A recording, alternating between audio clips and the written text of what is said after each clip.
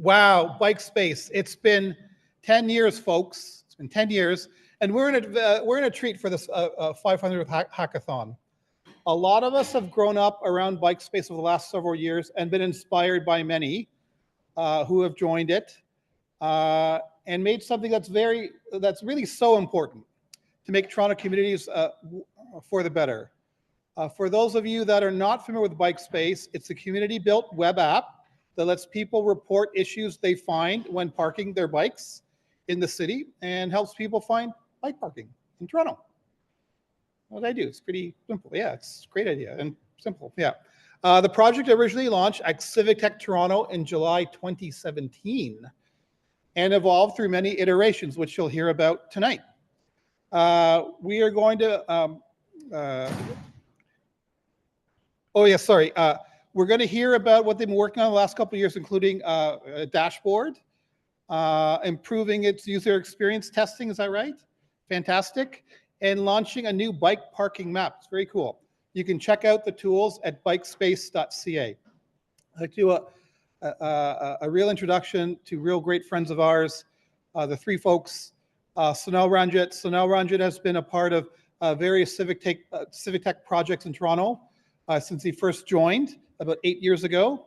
He's a software developer by day and an avid biker on nights and weekends. He's also obsessed with brewing the perfect cup of coffee. I've sat next to him and he loves it, which he attempts every morning. So if you want to learn how to make a great cup of coffee, this is your guy. I got to know tonight even more Alexandra Portolos. Alexandra is a product designer who really cares about human-centered digital experiences. She really does.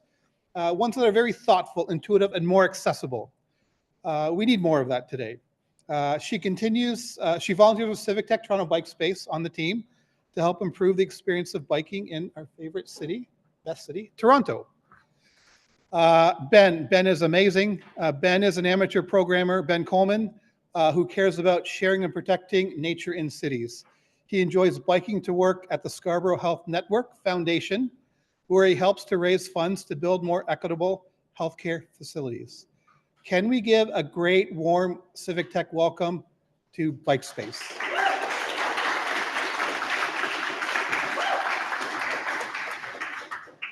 We can click or... Yeah. Okay. Let me just see.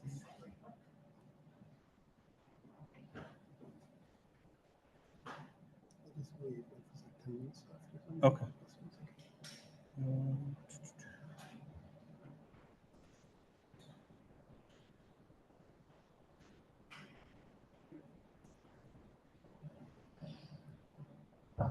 Let me just... Ashish, we're just setting up. You can see that online.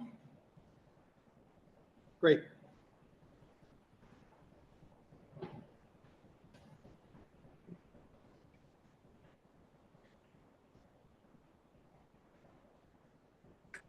Okay, I think I'm ready. Hi, everybody. My name is Sonal, and I'm joined today by Ben and Alex, and we're going to talk a little bit about Bikespace. Just an intro, even though Rock already did a great intro on Bikespace. Bikespace is an online tool to report bicycle parking issues around the city. Bicycle parking meaning any intentional infrastructure that is built so you can lock up your bike, such as a ring and post or a bike stand that you see around the city. We have expanded our tool set to have a data dashboard and to explore the user-submitted reports. And now you can also find bike parking using bikespace.ca. A quick project timeline. Since the last time I was here, yeah. I need to interrupt from online. The voice is kind of cracking a lot right now. We are not able to hear you clearly. Put the mics open.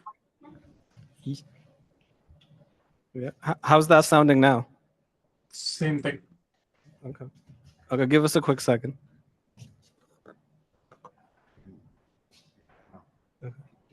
Okay. All right. I think we're gonna keep going. I don't know how's this sounding now? Is it good? Yeah, it's okay. good. Okay, so I was saying, since the last time I was here, I just had an update on the revival of Bikespace. Since then, we've been very busy. So we built a data dashboard where you can view all the submissions made to Bikespace. We've reached out to other organizations like Bike Brigade for feedback on our user experience. We watched people use our new dashboard and looked at what works and what doesn't. And then we updated our designs to reflect the experience. We've redesigned our landing page so people don't get lost when they come to bikespace.ca. And then the last thing, we noticed a lot of people who come on Bikespace actually come to find out where bike parking is. So now you can find bike parking on Bikespace. Okay, and then I'll hand off to Ben to talk about the bike parking. Great, thanks, Sonal. All right, so as Sonal said, we've been updating our bike parking map. We had one before, but the data was updated in 2018 and not since, and it wasn't very interactive. So we made a better one, and I'm going to tell you about it. Which button do I press? Got it. All right, so when we're making a map of bike parking in Toronto, we're thinking about the users and what they might want out of it. We know in general as a project, we're trying to reduce bike parking as a barrier to enabling you to bike if you want to use a bike to get where you're going. So we know that's especially a barrier for women and also for people with more valuable bikes that might need more secure parking, like if you have a cargo bike or an e-bike, because they're usually more expensive. So we're expecting our users are certain types of people in certain scenarios. So especially first-time trips, if you haven't gone somewhere before, like you're visiting a new friend or you've got a new job, you might want to see where the bike parking is there. If it's raining, you might want bike parking that has a roof over it, or if you're parking overnight, you want somewhere that's more secure. Or you might be interested in our bike parking map because you just want to know where bike parking is and isn't because you're a planner or an advocate. Like Sonal was saying, before, even with our old bike parking map, we hadn't updated. Still about 1 in 5 users coming to our website were using it. And in some cases, we were seeing really high interaction. So you'd have some users who are clicking on like 20 or 30 points on the map in one session. To get the best data for the users and show where bike parking is in Toronto, we pull from 2 different sources. We're very lucky in Toronto to have high quality open data on bike parking, actually multiple data sets. And in addition to that, because the city data is about 3/4 of what we show on the map, we also pull in data from OpenStreetMap. So that helps us pull in data from private property owners, even places like University of Toronto, where even though it looks like the same design, they're actually put in by the university. And so those aren't in the city data, obviously, so we pull them in from OpenStreetMap through user contributions. And now it's demo time. You can see on the left, the screen that looks a bit like smallpox. That's our old bike parking map. And that's sort of the extent of the interactivity.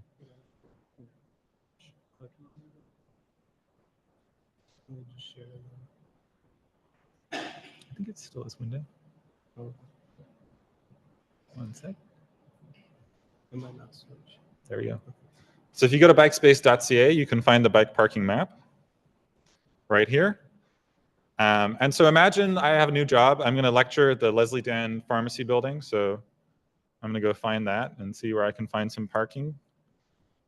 Okay, it's nearby. So I can see there's a couple ones nearby. There's one by the front door. If I click on it, I can see, this is some ring posts put in by the University of Toronto. That's great, very convenient. If I click some of the others, this one has a roof over it. It's actually one of the photos I showed before. So if it's raining, I know I can go behind the building. That's very nice as well. And then here's one put in by the City of Toronto. For the data we pull in from OpenStreetMap, you can actually go edit it directly if you want. So you can just click that. Oh, you have to log in. But after you log in, you can go update it. So if you see like, oh, hey, this is covered and we haven't tagged that properly, or the number of spaces here is wrong, you can go edit that directly. For the ones that we pull from the City of Toronto, if you want to see where the data comes from, you can click the link and it'll take you right to the Open Data Portal where that data is pulled into our map. Okay, a couple other things I wanted to show in this demo. It also works very well on mobile.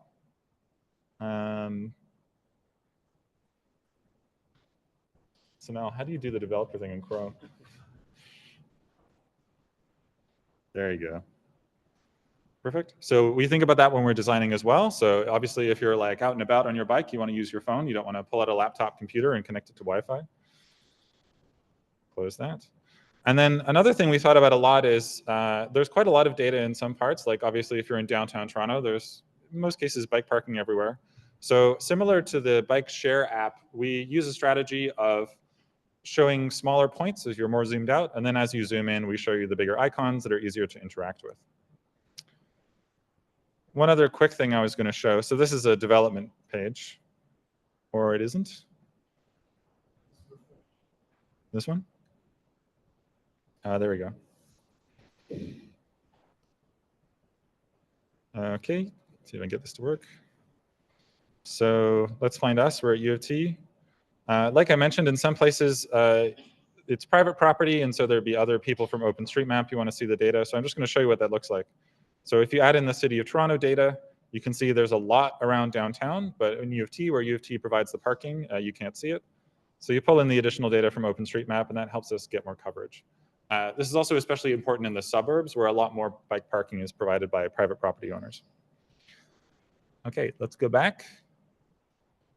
So a little bit more about the data. Basically, we use a very simple Git scraper. So we have some Python scripts in GitHub. We have an action that runs them, and then it just makes new files and commits them back to the repository. We put everything in the same format. So we take the city data and we transform it into OpenStreetMap tags, and that helps us just pull everything together. And then we try to address some quality things where we can. So obviously deduplication, if the same rack is in OpenStreetMap and the city, pull it together. Improving location accuracy where we can. Again, trying to have a good experience for users. Where there's lots of ring posts side by side, we cluster them into one point. And in some cases, we try to fill in the gaps about important details our users are looking for. So this new bike parking map is just a start. There's lots of things we can do. We can improve the data engine to provide more details our users might find useful.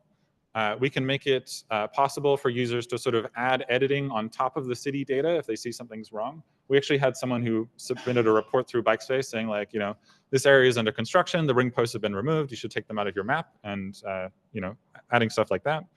And then other kinds of usability improvements using the same kind of process we use with our dashboard, which is my segue into introducing Alex. Thanks, Ben. So I'll talk about the... Yeah, sure. Thanks. Okay, so I'll talk about the ongoing UX research and design process at Bikespace.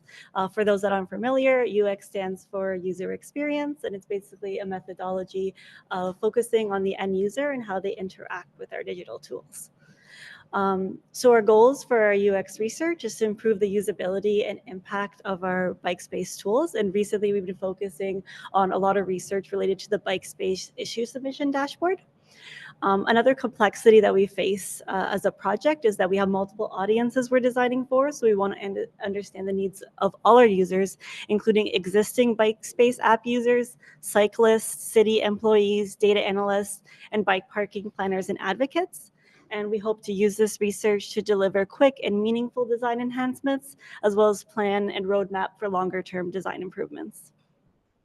So this is the general design process that we follow, 5 steps. It's not as linear as shown in this diagram here. In real life, it's a little bit more iterative and cyclical. But in general, we follow the steps of empathizing, so researching to understand our users' needs and challenges, taking those insights and defining key problems to address, taking those problems and ideating and brainstorming different solutions on how to solve them, and then exploring those solutions further with prototypes, for example, in Figma, and then testing those with end user feedback, gathering that feedback and iterating or pivoting as needed. And I also just want to shout out to Bai, GK, and Hyun-Soo, who also helped co-lead the design process. Okay, so I will also do a demo this time of the submission dashboard, just to give you a little bit more sense of, before I dive further into the research process. No, it's the other one here. No, this is your, no, I mean, but that's your.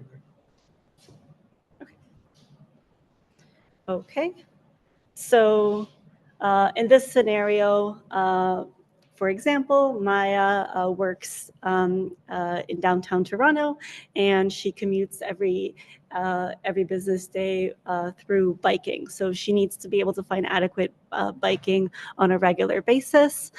So she uses a dashboard to see what problems are located in the area. Specifically, she noticed that in her area, which I will find in a second, in her area near her work, she's been trouble finding adequate bike parking recently. And then she realizes through the submission dashboard that she's not alone. A lot of other people have reported issues with biking being full, biking being damaged, or just biking not being available. So then she has this data that's accessible to her, and she can do a lot of powerful things with it. One thing that she can do is advocate using this data. So she can send this data to her local MP to advocate for better bike parking. She can also compare this data along with the bike parking map data that Ben just demoed to find other bike parking that might be better suited for her. So that's just a quick example of one way that she can use this bike parking dashboard or this submissions dashboard. Yeah, sorry.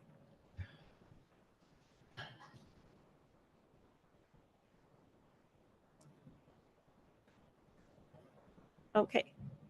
Oh. Okay, so more of the research that we did about the submissions dashboard with a specific focus on that dashboard was a user survey with past and current Bikespace participants and cyclists, a detailed usability study with cyclists, city employees, and data enthusiasts. We also consulted subject matter experts in transportation mapping and data visualization, so specifically the Bike Maps organization in the States and the Data Visualization Society to get feedback from them. And we also ran some ad hoc surveys and mini studies to test our design changes, as well as monitor how our dashboard's being used through web analytics. So these are some of the UX research tools that we used. And what did we find out? We find out that there was, in general, a lot of issues with intuitive filtering and navigation. So for specifically, users had a lot of issue with the problem type filter. So that's something that we wanted to address. There was some mobile specific issues. So while some design strategies worked well in the desktop view, they didn't work as well as mobile. So that's what we wanted to address. There was also a strong desire for a better location-based search, or having a location-based search in general, which doesn't currently exist on the submissions dashboard. There was also a desire for more status visibility on issues, so seeing which issues were resolved, which ones are outdated, that type of thing. And there was also a desire for a data export function, so especially for data analysts and data savvy users who wanted to dig deeper, run their own analysis. And also, in general, overall, users could use more guidance on how to utilize the dashboard and data altogether. When we were testing, it took users a little bit of time to get started. So we took all these findings and we did a design thinking brainstorm session to brainstorm high-level solutions on how to solve the problems. We prioritized them based on their impact and effort. And we decided to tackle the quick wins first. So basically, this is tasks that don't take a lot of effort but have a high impact. And then we're going to focus on the bigger projects later. So those are ones that take a little bit more effort but also have a high impact. So I wanted to quickly go over some of the design highlights of our quick wins that are either implemented now or going to be implemented very soon. So one of them is something as simple as adding a legend to our dashboard. We also had some previous issues with the filtering in Insights tab versus the filter tab. So previously, some of our filters were hidden inside charts within the Insights tab, and they were hard for users to find. So that's something that we wanted to address. Something that is available now is we changed up our navigation system. So hopefully this navigation system is easier to navigate, not only on desktop, but on mobile as well, and is more scalable. We also are coming soon, there'll be a export data feature. And we also have a data guide that we created, so you can download it and learn more about how our data is sourced, as well as have a detailed data dictionary just to provide more transparency overall. And where do we go from here? So we want to, with the submissions dashboard, we want to continue testing the dashboard enhancements with further ad hoc studies, especially with city employees in the area of transportation. That's one user group we want to focus on. We also want to monitor the impact of changes on the dashboard usage. So for example, see the issues that are coming in, monitor those, or use web analytics. And we also want to further explore and roll out some of the longer term design solutions as well. So I previously mentioned things like a location search, as well as more visibility on the issue status. So that's something we want to focus on. And then besides the submissions dashboard, we want to run some UX studies on the bike parking map, as well as improve our accessible design. So as a team, we try our best to stick to WCAG standards. However, we can always do a more in-depth analysis and see where we can improve. So there's lots of work to be done, and we always welcome anyone to join our UX design team, no matter what your experience or skill level is with UX design. Okay, now I'll pass it on to Sonal to wrap up. Yeah, thank you. Yeah, that's what we've been up to since the last time I was here. That was in November 2023. Thank you to everybody who has contributed to Bikespace, and thank you for Civic Tech for having us for the last, I don't know how many years, 80 years or more. Yeah, that's all we had. Yeah.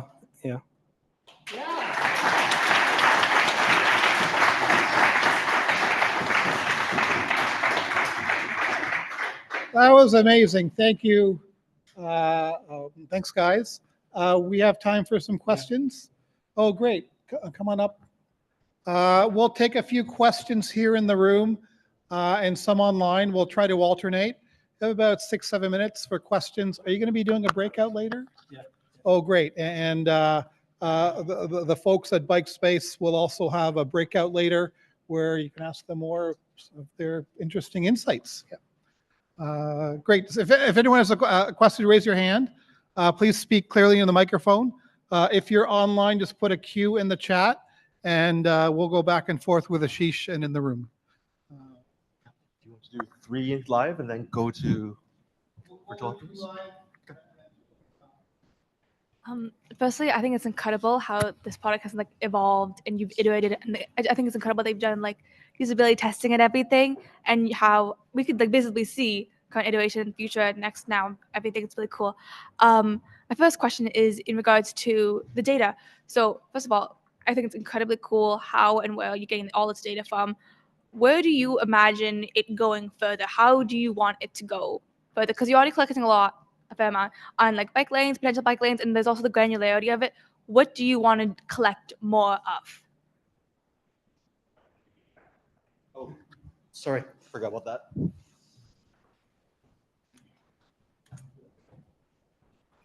What data do we want more of? I think the thing that has probably the biggest user impact is being able to go deeper on what people are reporting. So at the moment, it feels like you're screaming into the void. Like you submit through Bikespace and you say, there's no bike parking here. And we actually have no way of saying, like, we might have actually in some cases reported that to the city, but we can't show you on the map that that's happened. So the most impactful, we think immediately, is being able to show people like, hey, you know, we emailed the city councilor about it and they said they're on it or something. That's cool. Ashish, do we have one online? Oh, we definitely do. Great, go ahead. Honestly, let's try to start. fit as Go ahead. many as we can in. Go ahead. Yeah. Naomi first. Hi. So I actually caught it's the CBC News podcast this morning on Cycle Toronto. There's this woman, Rhoda Potter, and she was talking about for seniors like 65 plus, like active agers, that they are also participating in, they want to Cycle Toronto, but she's heard that for a lot of people in her community volunteering, she's from Scarborough, Agincourt area. And so they're saying that there's lots of like low income aging adults that don't have adequate transit, like TTC service is not that great in their area. So they are learning how to bike. So I'm thinking for your app, you know, this is a good outreach, you know, Cycle to You if you're if you're in a co-partnership with them, it'd be great if you get to reach out to Rhonda Potter or any of the representatives. That'd be so great and helpful for developing like a system so that seniors can also find like another great like location for their bikes. And also in location of I also noticed that there's bike pathways, which is great. Like I think that would be a good location for possible like maybe a biking parking spaces like or along that path. Because like there's like a lot of ravines in Scarborough and they're long too. Yeah. Anyway, that's my input for today. Oh, thank you. Yeah, that's definitely one of the things we want to do. We want to empower people to use the data to advocate for better cycling infrastructure, whether that means bike lanes or bike parking. Yeah, so we're slowly trying to close that loop in, but yeah, we're still trying to figure that out, how to do that. That will best serve everybody. I mean, first of all, it looks amazing, so you guys should be very proud of that. I'm curious if you know where people find, like, how do people end up on bikespace.ca and where they find out about you? Actually, the biggest source is Civic Tech. Every time on Tuesdays, our like if you look at our analytics, Tuesdays it spikes up, and then yeah, it goes on from there. Previously, like when the application was launched in 2018, there was a big effort of PR. So a lot of the users that we have gathered now is all from back then.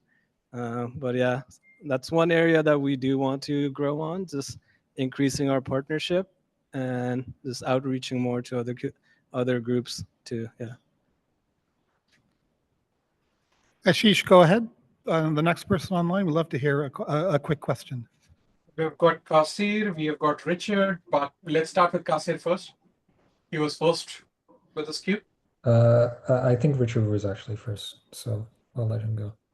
Okay. Oh, I can go? Yep. Oh, okay. Yeah, I just had a question about the user research you did.